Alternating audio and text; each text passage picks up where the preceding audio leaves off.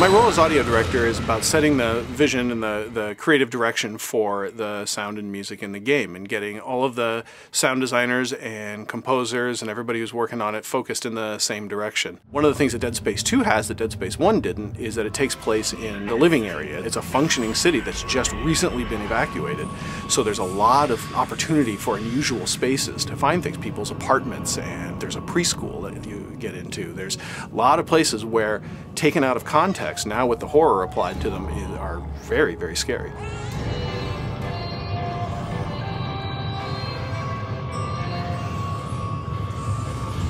There's a great sound in the game that appears really only briefly in one location, but I think it really says a lot about the game. You're in the inner workings of this big sprawl space station, and you come to the area where they're filtering the air, and it's done with these huge bags that are billowing in and out.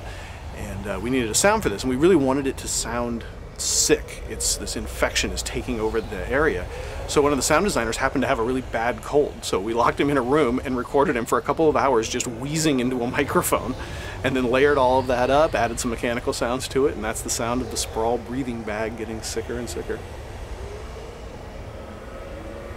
Dead Space 1 was really good at establishing tension and terror, and we wanted to keep that moving forward. That's the meaty core of what we're doing with the soundtrack. But I really thought we could expand out a little bit too. In Dead Space 2, Isaac speaks. You see his face. He takes his helmet off. He's struggling with this internal psychological drama, and I thought this is a great thing that we could use to expand the range of the music. There's a vulnerability to the character that players probably didn't pick up in the first one. He was an engineer, and he was estranged from everybody else, and it was horror, but not seeing someone's face, that unknown aspect, really makes a big difference in the second one. So we've introduced what we're calling these vulnerable elements, and Jason's done a great job composing these really interesting cues that are done with a small string ensemble, and they're very raw sounding and still very Dead Space, still very dissonant, but it's a different kind of character. It opens it up. What we find is that it makes this tension even more tense when you've had this chance to relate to Isaac and have this more organic kind of a feel. So that's one of the ways in which we've expanded the palette on Dead Space 2.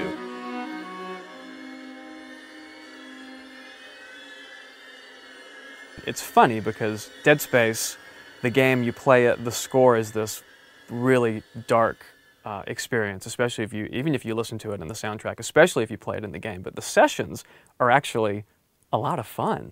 We did a number of recording sessions at Skywalker Sound. Great musicians, different configurations of the orchestra in the studio at different times so we could capture the different layers of the music. The instrumentation tends to be fairly standard, actually, for an orchestral setup. We added extra bass trombones and contrabass trombones and things that really provide unusual textures. We asked the players oftentimes to play out at the absolute extremes of their instruments. Play the lowest note you can possibly play and play it as loud as you can possibly play it. Banging on things with sticks, playing their horns in ways that just makes every wrong sound that a musician was trained not to do. And at first they were resistant. At first they said, well, it's not going to sound good. I can't make that sound right. And the instruction was over and over, yes, that's what we want. We don't want it to sound right. We want it to sound different. This is going to be very surprising when the player hears this. And oftentimes we'll record entire cues that are nothing but unusual techniques. There's no piece of music there that the player can see. And in any other game, it would sound completely wrong. But in Dead Space, completely wrong equals completely right. The goal of the score is the preparation for the boo. Whatever the boo is. I mean, if I do my job right, if you get up to this corner that you're scared to walk down, a giant fluffy bunny rabbit could jump out and it would still scare you to death.